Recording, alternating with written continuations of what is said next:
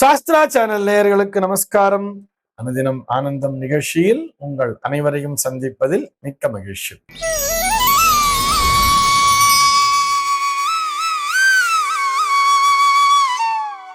இன்று 20/8/2026 இந்த நாள் குறித்து பஞ்சாங்கம் என்ன சொல்றதுன்னு பார்க்கலாம் வாங்கும். இன்றைய தினம் பராப வருடம் ஆவணி மாதம் 3ஆம் தேதி வியாழக்கிழமை. திதி பார்த்தோம்னா வளர்பிறை அஷ்டமி திதி இரவு 9:18 வரைக்கும் இருக்கு. அதனை தொடர்ந்து வளர்பிறை நவமி திதியானது வந்து விடுகிறது. இன்னைக்கு நட்சத்திரம் பார்த்தோம்னா விசாகம் நட்சத்திரம் காலை 9:06 வரைக்கும் இருக்கு. அதனை தொடர்ந்து அனுஷம் நட்சத்திரம் என்பதும் வந்து விடுகிறது. இந்த நாள் முழுவதுமே ஒரு சித்த யோகம் கூடிய நாளாக அமைந்திருக்கிறது. இது போக பஞ்சாங்கத்திலே வரக்கூடிய யோகம் அப்படின்னு சொல்லி பார்த்தோம்னா இன்றைக்கு மாகேந்திரம் அப்படிங்கிற ஒரு நாம யோகத்தை கொடுத்திருக்கா. கரணம் பார்த்தோம்னா பத்ரை என்கின்ற கரணம் காலையில 8:16 வரைக்கும் இருக்கு.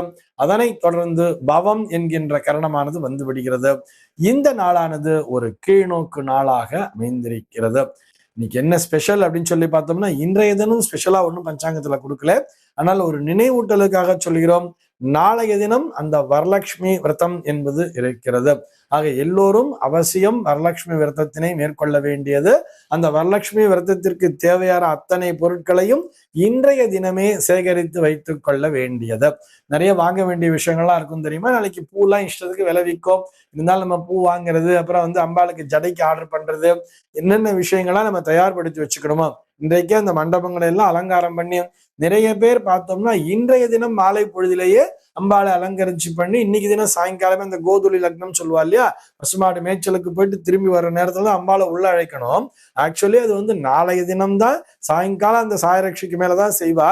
ஆனா பலரும் என்ன பண்றாங்கன்னா எங்களால சாயங்காலம் வரைக்கும் விரதம் இருக்க முடியாதுங்கிறதுனால இன்றைய தினம் மாலை பொழுதிலேயே அந்த கோதுளி லக்னம் பசுமாடு மேய்ச்சலுக்கு போயிட்டு திரும்பி வர்றதுலயே அந்த நேரத்திலே அம்பாளை பாக்யாத லட்சுமி பாரம்மா இல்லைன்னா லட்சுமி ராவே மாயின்டிக்கு அந்த பாடுகள்லாம் இருக்கு இல்லையா, அந்த மாதிரி லட்சுமி தாயே வீட்டுக்குள்ள வருவாமான்னு சொல்லிட்டு இன்றைய தினமே வரவழைத்து வைக்கக்கூடியவர்களும் இருக்கிறார்கள். ஆக வரலட்சுமி விரதத்திற்கு தேவையான விஷயங்கள் அத்தனையும் இன்றைய தினம் தயார்படுத்தி வைத்துக் கொள்ள வேண்டியது. சிறப்பா எல்லாரும் அலங்காரங்கள்ல பண்றதுல ரொம்ப ஸ்பெஷலிஸ்டா இருப்பா. அம்பாளை அலங்கரிச்சு பாக்குறதுங்கிறது ஒரு தனி அழகுதானே. இதுல நிறைய பேர் ஒரு சந்தேகம் கேட்டு இருந்தா, மாமா எங்காத்துல வரலட்சுமி விரதம் இருக்கிற பழக்கம் இல்லை, நாங்க புதுசா எடுக்கலாமான்னு சொன்னா, புதுசா நாங்க இந்த விரதத்தினை மேற்கொள்ளலாமான்னு சொன்னா தாராளமாக மேற்கொள்ளலாம். வரலட்சுமி விரதம்ங்கிறது ஒரு நல்ல விஷயம் தானே. எங்காத்துல அந்த பழக்கம் இல்லை, எங்க அம்மாவத்துலதான் அந்த பழக்கம் எங்க மாமியார் வீட்டுல அந்த சம்பிரதாயம் இல்லைன்னு சொன்னா கூட அம்மா வீட்டுல இருந்தது இல்ல, மாமியார் வீட்டுல இருக்கு இல்ல, பழகலைன்னா என்ன, புதுசா பழகிக்க வேண்டியது தானே. நம்ம என்ன பேண்ட் ஷர்ட்டை போட்டுலாம் பழகிண்டா இருந்தோம், நைட்டி போட்டுன்னு பழகிட்டு இருந்தோமா, சுடிதார் போட்டு பழகிட்டு இருந்தோமா, அதெல்லாம் நமக்கு சௌகரியமா இருக்குங்கிறத பழகிக்கிறோம் இல்லையா. அதே போலத்தானே இதுவும் ஒரு பூஜை தானே. அம்பாளை பூஜிப்பதால் வீட்டிலே எந்த விதமான பங்கமும் வரப்போவதில்லையே, நல்லது தானே நடக்கப் போகிறது. இது நாள் வரை வீட்டிலே சம்பிரதாயம் இல்லை என்று சொன்னாலும் இந்த நாள் முதல்ல இருந்து இந்த வருஷத்திலிருந்து நம்ம அதை துவக்கிக்கலாமே.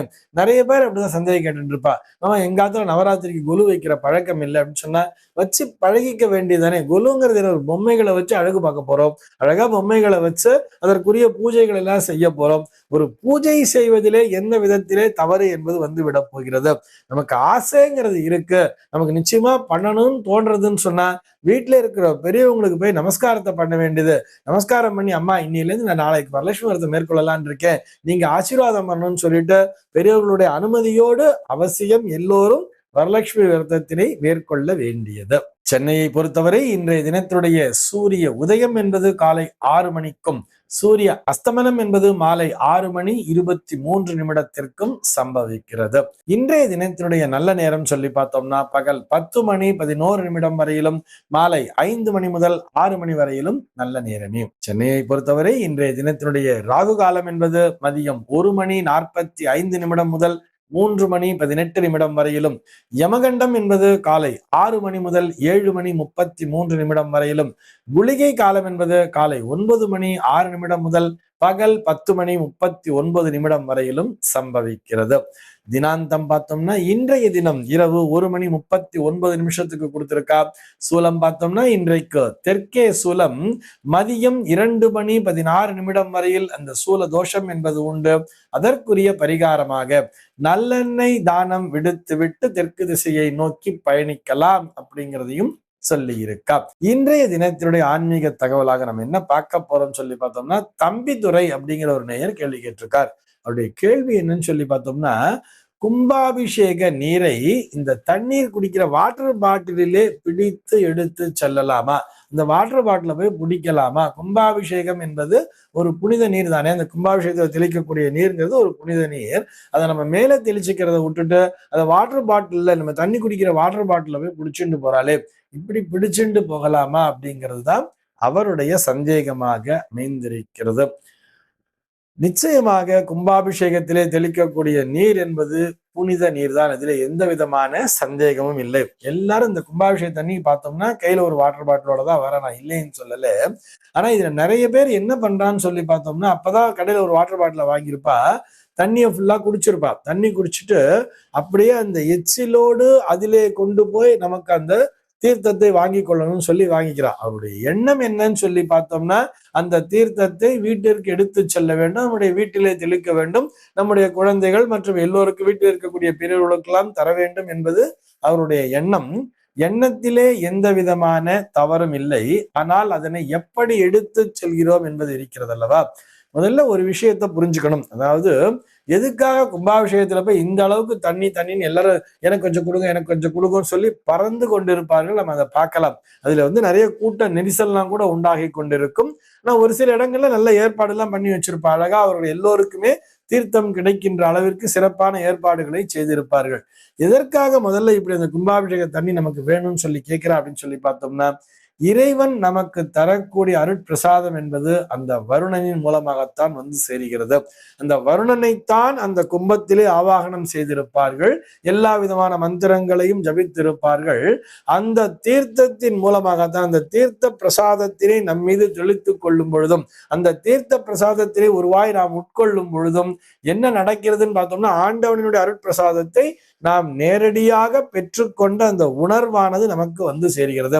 அதற்குத்தான் இந்த தீர்த்தம் சொல்லி போய் கேட்கிறோம். நம்ம வீட்லயே சாதாரண ஒரு பூஜை பண்ணும் பொழுது கூட, வீட்டுல ஒரு கணபதி ஹோமம் பண்றோம், ஒரு நவகிரக ஹோமம் பண்றோம், இல்ல ஒரு மகாலட்சுமி ஹோமம் பண்றோம், சுதர்சன ஹோமம் பண்றோம்னு சொன்னா கூட வீட்டுல கூட முதல்ல ஒரு கும்பத்தை வைத்திருப்பார்கள். ஒரு கும்பம்னா ஒரு குடம், ஒரு குடத்திலே இந்த இறைவனை ஆவாகனம் செய்து அந்த மூர்த்தங்களை எல்லாம் ஆவாகனம் செய்வார்கள். அதை ஆவாகனம் செய்யறதுக்கு முன்னாடி முதல்ல எதை ஆவாகனம் பண்ணுவான்னு பார்த்தோம்னா, வருணன் என்கின்ற அந்த தேவதையைத்தான் ஆவாகனம் செய்வார்கள். அந்த வருணனின் மூலமாகத்தான் நமக்கு இறைவனுடைய அருட்பிரசாதம் என்பது வந்து சேருகிறது அப்படின்னு சொல்லிட்டு அந்த தாத்பரியத்தை வச்சிருக்கா. நம்ம இங்கிருந்து கொடுக்கக்கூடிய இறைவனுக்கு தரக்கூடிய ஆகுதிகள் அனைத்தையும் நாம் அக்னியின் மூலமாக கொடுக்கிறோம்.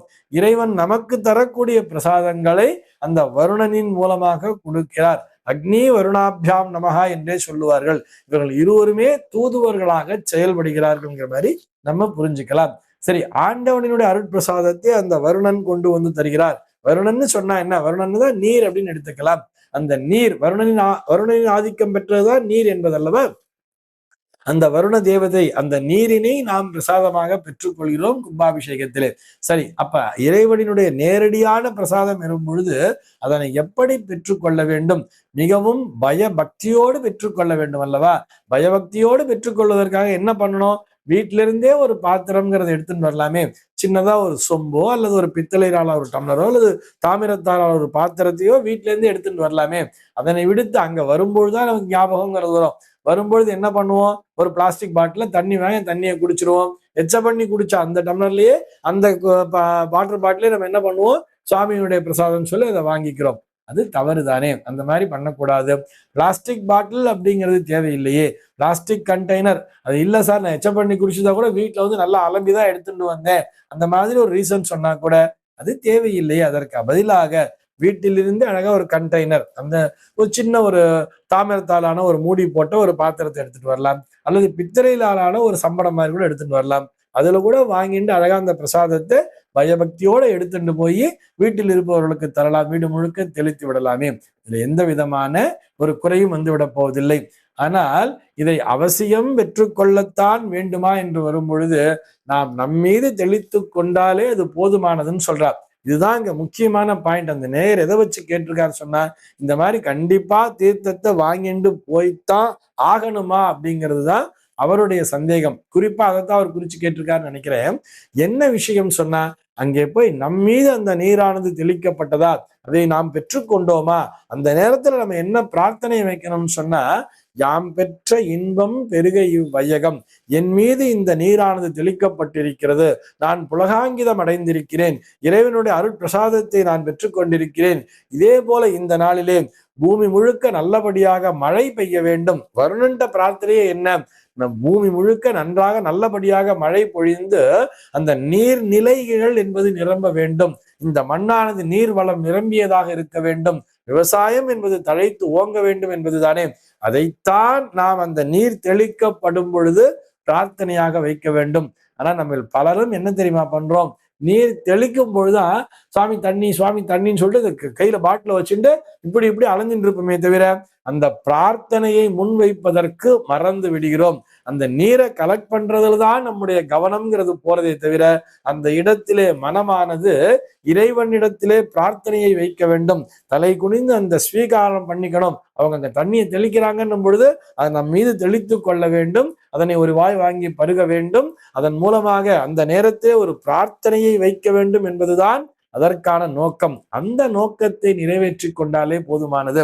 நம்ம ஒரு வாய் வாங்கி அப்படி சாப்பிட்டுட்டு சர்வம் ஸ்ரீ கிருஷ்ணார்ப்பணம்னு சொல்லி நம்ம அந்த பிரசாதத்தை வாங்கி சாப்பிடும் பொழுதும், நம்ம மீது நீர் தெளிக்கப்படும் பொழுது சர்வம் கிருஷ்ணார்ப்பணம் என்று சொல்லும் பொழுதும் அது இந்த உலகம் முழுக்கவே எல்லோருக்கும் சென்று சேர்ந்து விடுகிறது. நம்முடைய குடும்பத்தாருக்கும் அது சென்று சேர்ந்து விடும். இதிலே எந்த விதமான சந்தேகமும் இல்லை. அங்க போய் கும்பல்ல நெரிச்சு, கூட்டத்துல நெரிச்சு, ஒருத்தர் மேல ஒருத்தர் மோதி, அவங்களோட இவங்க சண்டை போட்டு, இவங்களோட அவங்க சண்டை போட்டு அப்படி அந்த நீரை வாங்கி கொண்டு வருவதால் ஒருவருடைய மனம் வருந்தி அவர்களுடைய வருத்தப்பட வைத்து மற்றவர்களை துன்புறுத்தி அந்த நீரை வாங்கி கொண்டு வருவதால் எந்த விதமான பலனும் உண்டாகாது. இதையும் நன்றாக மனதிலே நிலைநிறுத்த வேண்டும். இந்த தகவலோடு இன்றைய தினம் உங்களிடமிருந்து நான் விடைபெற்றுக் கொள்கிறேன். மீண்டும் உங்கள் அனைவரையும் நாளைய தினம் ஒரு புதிய தகவலோடு சந்திக்கிறேன். அன்பர்கள் அனைவருக்கும் அனுதினமும் ஆனந்தமாய் அமைய பிரார்த்திக்கிறேன்.